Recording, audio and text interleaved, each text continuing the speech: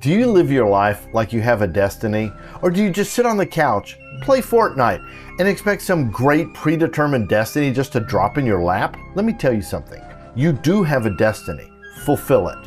And I have a simple formula to help guide you. Passion plus divine providence plus hard work equals destiny. When in the course of human events, that's destiny. In fact, it's the opening line to the United States Declaration of Independence, a destiny document.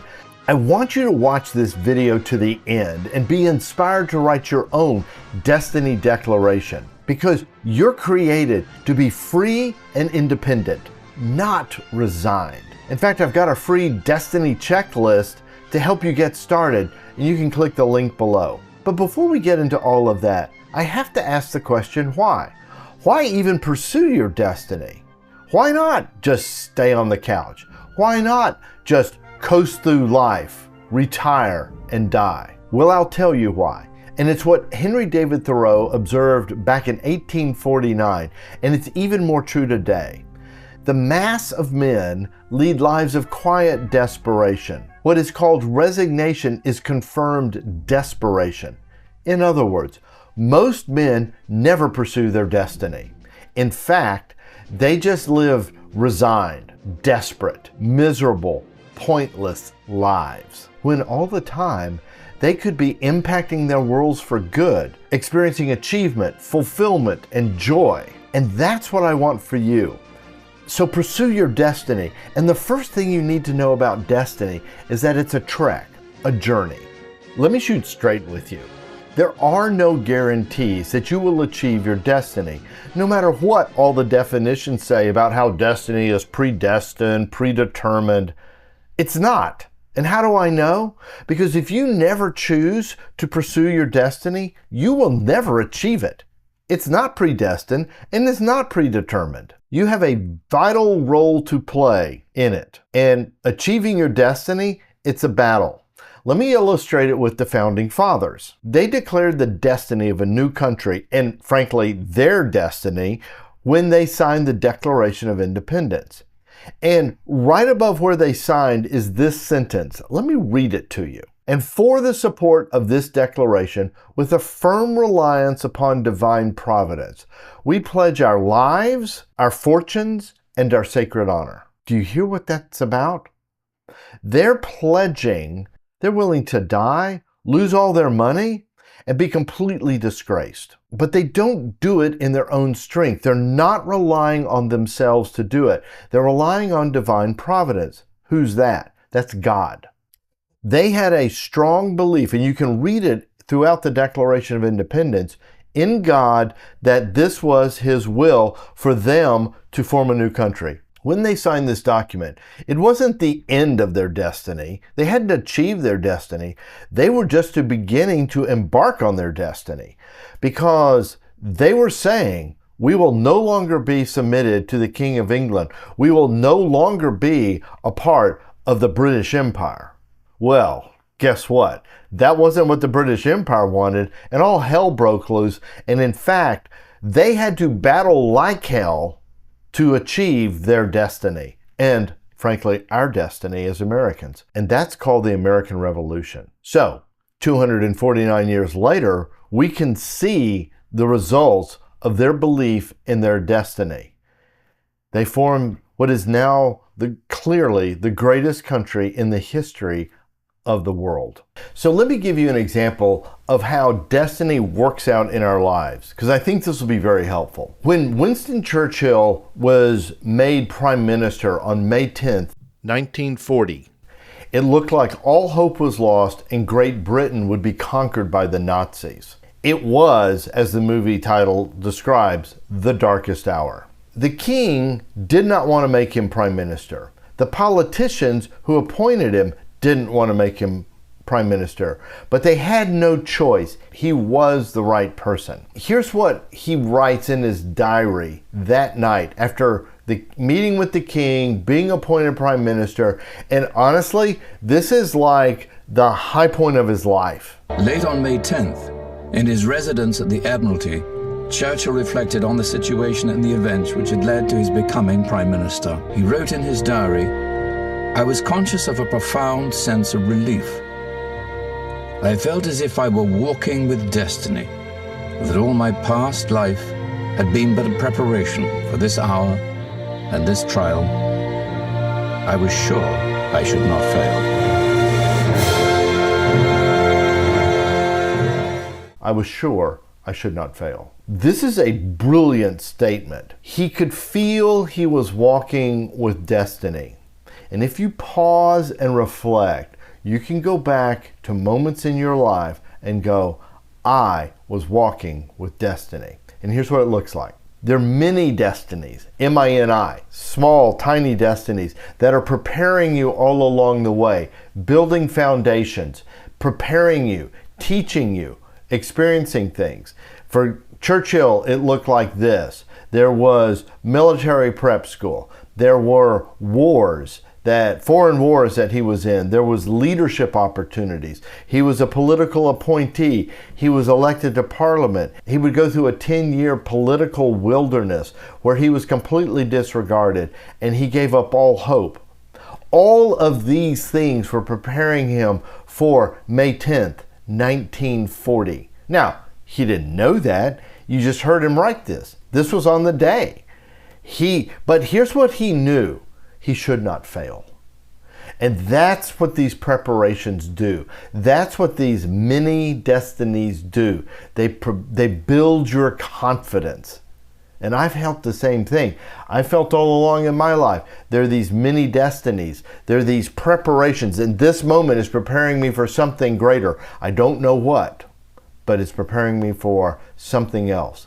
And I know this isn't my ultimate destiny. So let's look at the seeds of your destiny, because you can actually get real clues as to who you are destined to become. And those seeds begin in boyhood, in your dreams and desires, in the stories you love. I want you to watch this clip from General George S. Patton's speech, because in it, he's addressing the Third Army, and they're about to go through France to Germany. It's the end of World War II, 1944, just after D-Day. Here's what he says, and he takes them back to their boyhood dreams. Americans traditionally love to fight. All real Americans love the sting of battle. When you were kids, you all admired the champion marble shooter, the fastest runner, big league ball players, the toughest boxers. Americans love a winner and will not tolerate a loser. Americans play to win all the time. I wouldn't give a hoot in hell for a man who lost and laughed. So what's he doing here? He's reminding them of the dreams of who they could become. He's taking them back into their seeds of destiny. This is brilliant, and you can do the same thing. Think about some of your dreams as a boy, the things you would do as a boy, or the dreams you had of accomplishing, or who you might become as a man when you were a boy.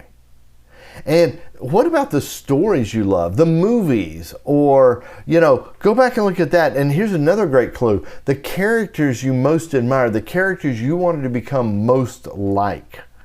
Okay, so there's seeds, there's clues and all of that as to who you are meant to become, because there's also movies or stories that you weren't particularly interested in, but maybe your friends were.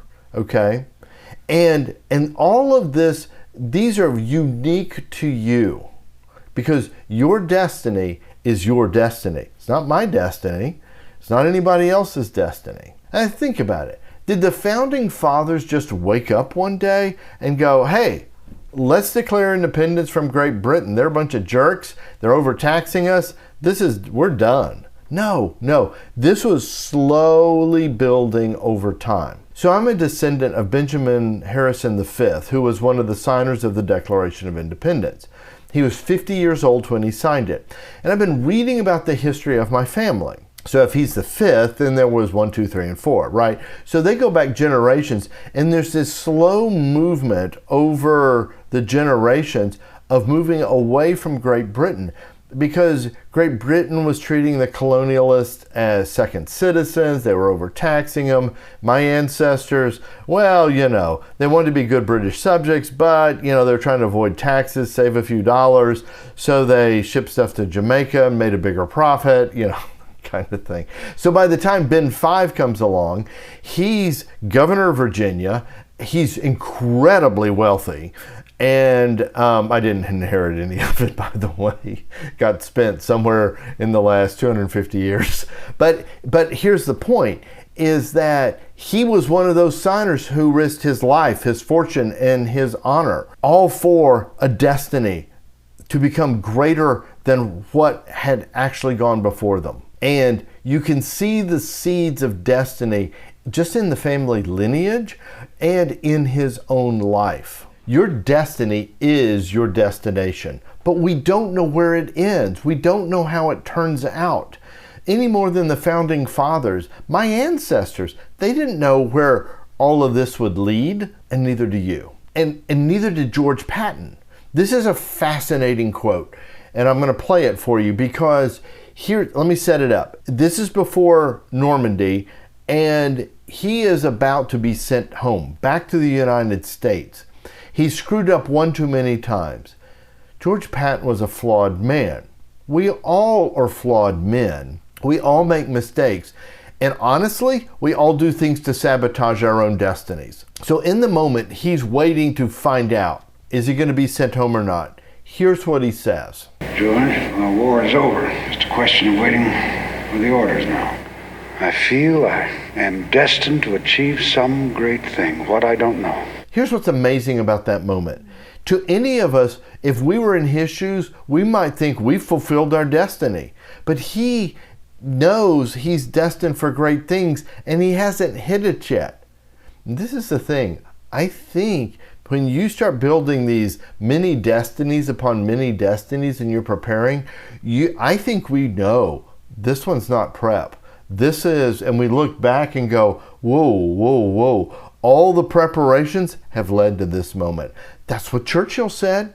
He said all the preparations led to this moment on May 10th, 1940. Well, Patton brings in God. You just have to see this. I can't even describe it. The last great opportunity of a lifetime, an entire world at war, and I'm left out of it? God will not permit this to happen. I am going to be allowed to fulfill my destiny. His will be done.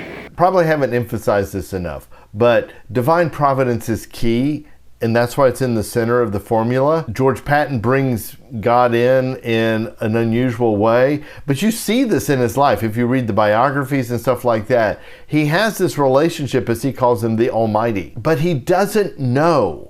And that's the key. We don't know if we're going to make it. We don't know if we're going to achieve it. But we know we're born for something. And you have to keep fighting to live into it. And that's the hard work component. And I haven't talked about that too much. But I think you've seen in all these stories, every single one of these guys are working hard. And they're living life hard. And they're risking a lot to get there. And you might be thinking as I say this, well, George, I'm no founding father. I'm no Thomas Jefferson or George Washington or John Adams. I'm no Winston Churchill. I'm no George S. Patton. No, you're you. And they've already fulfilled their destinies. They're gone, but you're not. It's not the size of the destiny. It's the intensity with which you pursue your destiny. That's what God cares about. And that's what I want for you, is go after your destiny. Why you are here on this earth with everything you've got. And I want you to go back. I want you to look at, go to the checklist. It's going to help you. It's going to help you orient and begin to write your destiny declaration. Okay? So this is a free download. It's short, 5 points on the checklist, and it's going to get you thinking about who am I and where am I going? More than anything else, live into your destiny and stay in touch with us. Get on our email list. We'll let you know. We're going to be doing more on this very topic. So beyond the checklist, I want you to go to trektalks.org. sign up, okay? But trust me, all right? Just sign up. And we have these free Trek Talks. They're called Trek Talks for the Common Man. And you will discover more of the man you are to be, and they're equipping. We're all about equipping you for what's ahead in your life. So, trektalks.org, go there and check out this video right here. I know you're going to love it. And in the meantime, may you live truly free.